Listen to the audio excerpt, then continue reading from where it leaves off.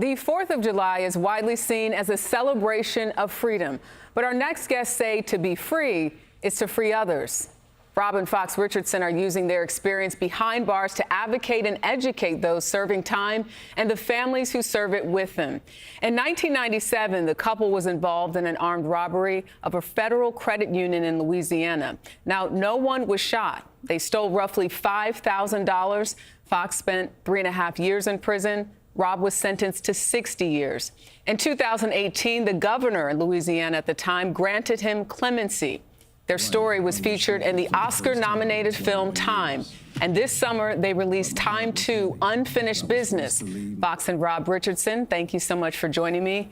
On this Independence Day, we talk about freedom, but when you all say that you are free and you want to free others, what does that mean? I think that the very function of freedom is about freeing other people. And so when we spent, as many years as Fox and I have spent combined in the system, we, left behind a lot of people that we had built relationships with over space and time. And you knew that much in the same way that when people go off to war, you understand, what we understand when we say that, survivor's guilt. So it's a form of survivor's guilt. When you come out of those places, you know that you left behind people that you know were equally as deserving as you are. And talk about that group that you have found when you were behind bars, that group of people that may not have the education, may not have the advocacy, and you all have this film, you're using that, but also you talk about a toolkit that you want to provide people with. Explain. Well, Jerika, as you know, with the way that Rob was sentenced, we were condemned to die in prison, our family. And I say our family because when you have a loved one locked up, the entire family is serving time. And so for us, it was about doing for other people that had been condemned what God had done for us. And that was giving people another chance.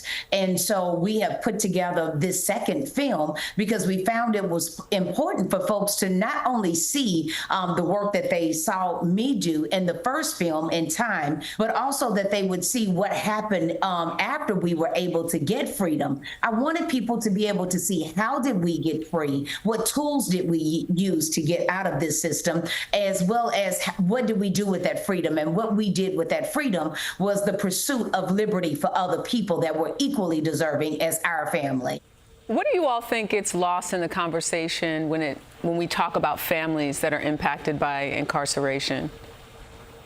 It would definitely be the cost. It's not that you lock a person up and that is it. The entire family pays for their incarceration. Rob made 4 cents an hour when he was incarcerated at Angola for 21 years. He comes home with no retirement. And so when you talk about Forward.us recently releasing statistics, a study that says that incarcerated families are spending about $348 billion a year in lost wages and supporting loved ones that are behind bars. And for Black families, they spend 2 times more annually than white families supporting a loved one that's incarcerated. And so, it's just a real rippling effect that I think that when we could consider other ways to deal with society's problems rather than making prisons for profit and profiting off of people's pain.